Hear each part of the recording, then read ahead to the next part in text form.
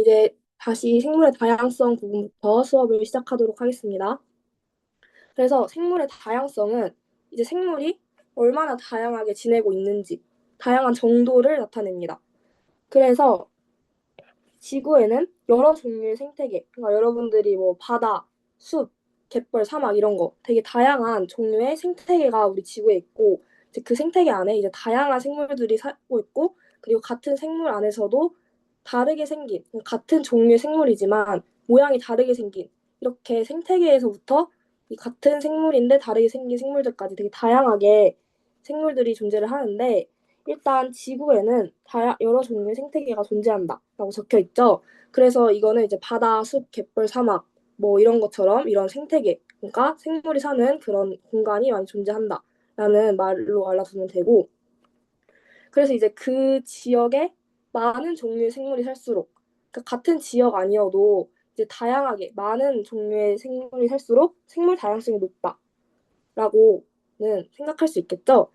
그리고 이제 또 같은 종류의 생물일 때, 그러니까 이제 같은 종류라는 건 뭐 같은 고양이여도 얼룩이 있는 고양이가 있고 뭐 하얀색 고양이도 있고 검정색 고양이도 있고 이런 식으로 같은 종류의 생물일 경우 생물의 변이가 다양할수록 생물 다양성이 높다라고 알아두면 되는데, 이제 여기서 변이가 뭔지 한번 밑에 를 같이 보면서 볼 거예요.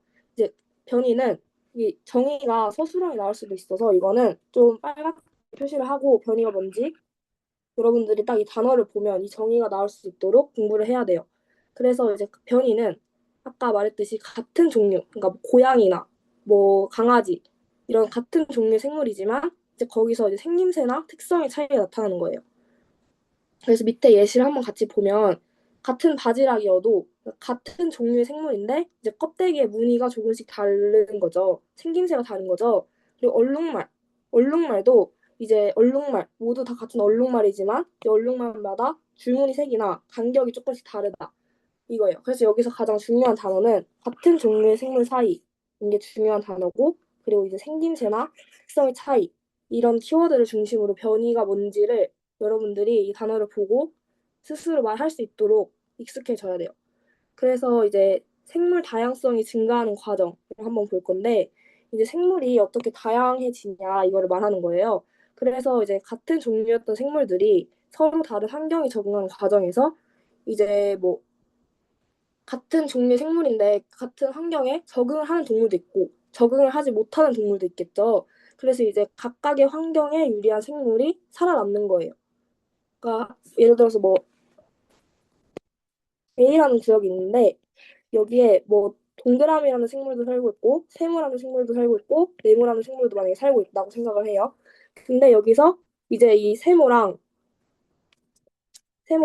동그라미는 이 A라는 환경에 적응을 하지 못해서 살아남지 못하고 결국에는 이 네모라는 생물만 살아남게 돼요. 그래서 이제 이 생물이 살아남아서 이제 점점 자손을 낳으면서 그 자손한테 이러한 특성을 전달시킨다. 그러니까 같은 환경에서 적응하는 과정에서 이렇게 생물이 다양하게 변한다. 이 말이에요. 그래서 또 이제 서로 교류하지 못한 상태에서 시간이 많이 지나면 같은 종류의 생물 간의 차이가 커져요. 서로 같은 생물이어도 서로 교류하지 못하면 그 같은 생물이어도 만약에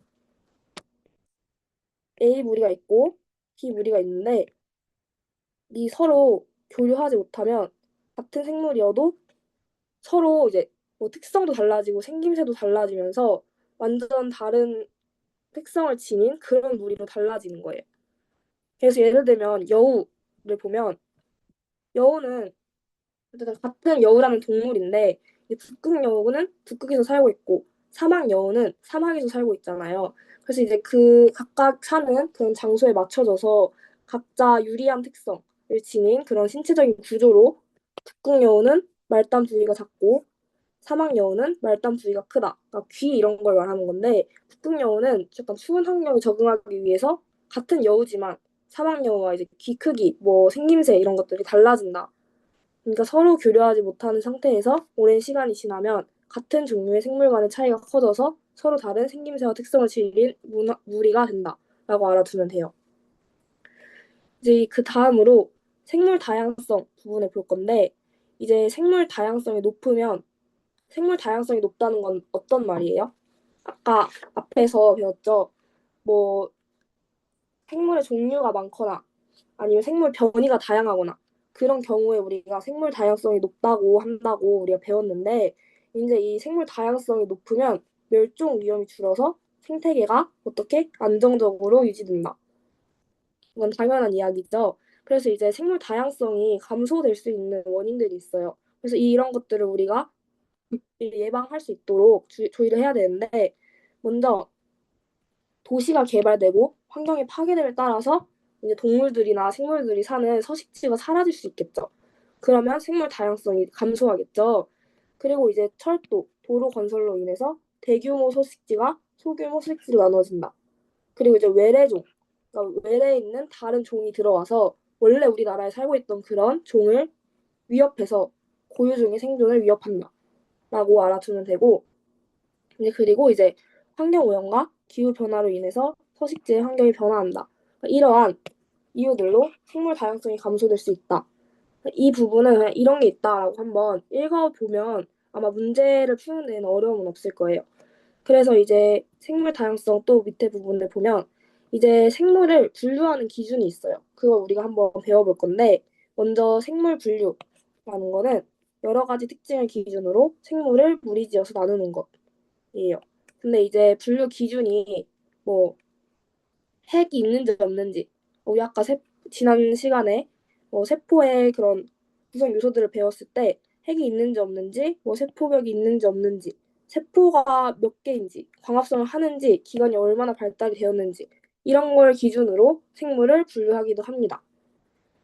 그래서 여기 오른쪽 표를 한번 같이 볼게요.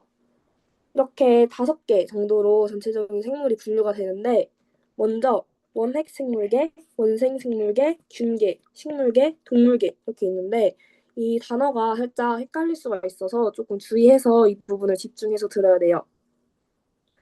그래서 원핵 생물계라는 건 뭐냐면 핵막이 없어요. 핵막이 없다는 건 이제 핵이랑 그 핵 주변에 있는 부분이 뚜렷하게 구분이 없다는 거예요. 그러니까 막이 없으니까 이 뚜렷하게 구분이 되지 않고 그래서 반세포 생물이다. 그러니까 원핵 생물계 하면 핵막이 없고 반세포 생물이다. 라는 걸 알아둬야 돼요. 그리고 이 원핵 생물계의 또 다른 특징은 세포벽이 있으며 광합성을 하지 않는다. 세포벽이 있고 광합성을 안 한다. 라고 알아두면 되고 그래서 이제 보통 이런 원핵 생물계에는 이런 균들이 많이 있어요. 뭐 남세균, 살모넬라균, 젖산균 등등 여기 써 있는 이런 균들이 주로 원핵 생물계이다. 라는 걸 알아둬야 돼요. 그래서 이제 이 원핵 생물계에서 가장 중요한 건 핵막이 없고 단세포 생물이고 그리고 세포벽이 있고 광합성을 하지 않는다. 이렇게 4가지 특징 번호를 매겨서 한번 여러분이 수업 끝나고 한번 원핵 생물계 하고 1번, 2번, 3번, 4번을 한번 빈 종이에다가 적으면서 이 4가지 특징이 있다. 그리고 예시까지 한번 직접 적어보면 좀 외우기가 편할 거예요. 그 다음으로 원생 생물계.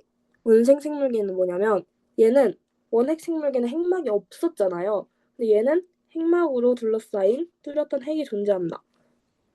원생 생물계는 핵막이 존재한다. 라는 걸 알아둬야 돼요. 그리고 이제 이거는 단세포 생물일 수도 있고 다세포 생물일 수도 있어요. 그리고 이제 우리 원핵 생물계는 세포벽이 있다고 했는데 원생 생물계는 있을 수도 있고 없을 수도 있다. 라는 걸 알아두면 되고 그리고 원생 생물계는 여기 밑에 예시를 보면 김, 미역, 아메바, 그리고 종벌레, 집신벌레 이런 건데 약간 여기는 벌레들은 먹이를 섭취할 수도 있고 아니 뭐 광합성을 할 수도 있고 벌레 말고 다른 원생 생물은 그래서 얘는 되게 다양하게 존재한다라는 거 알아두면 되고 그리고 원생 생물계는 핵막으로 둘러싸였다.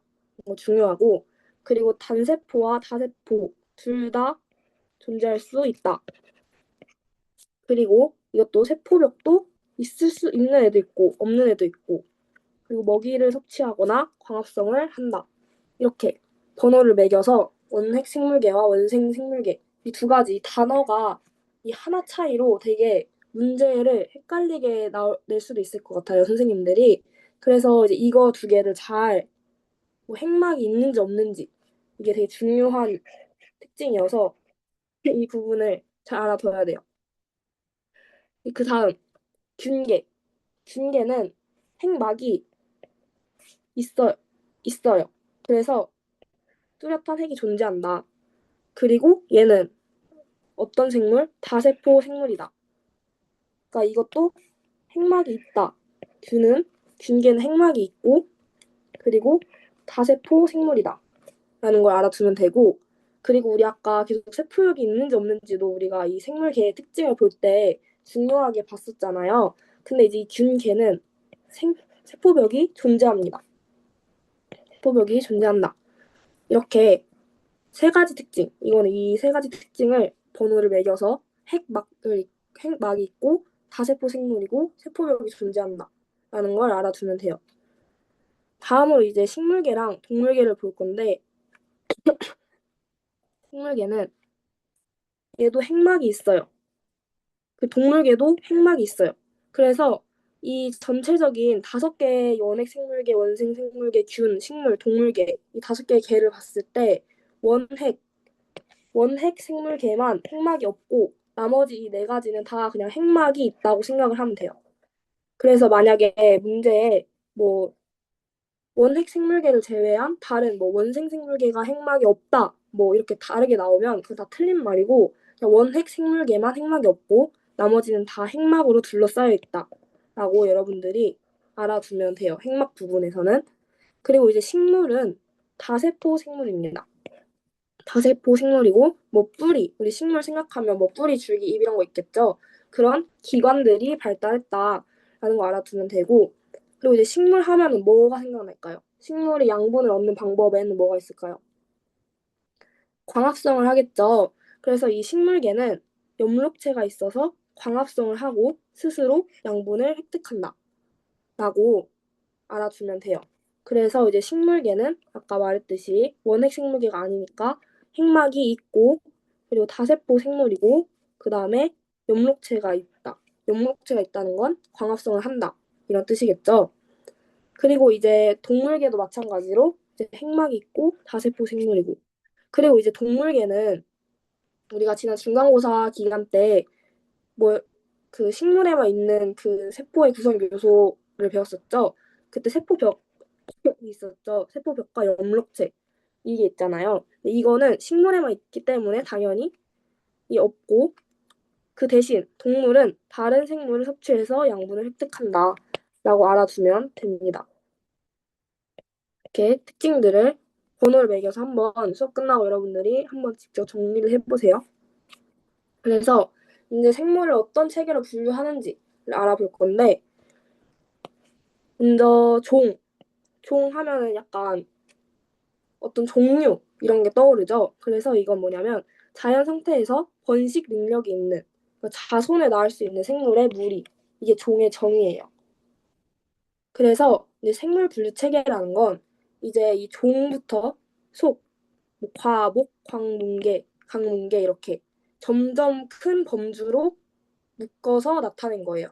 그 중에 가장 작은 게 종인데 이 순서는 종속, 과목, 강문계 이거를 여러분들이 계속 속으로 말을 스스로 해보세요.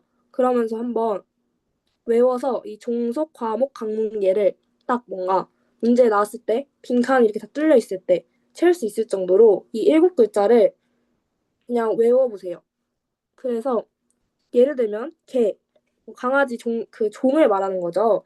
뭐 개속, 개과, 식육목, 포유동물 강, 특석동물문, 동물계 뭐 이렇게 예시인데 이 예시는 막 자세히 외울 필요는 없고 이제 종이 가장 작은 단계고 종에서부터 개까지 점점 커진다.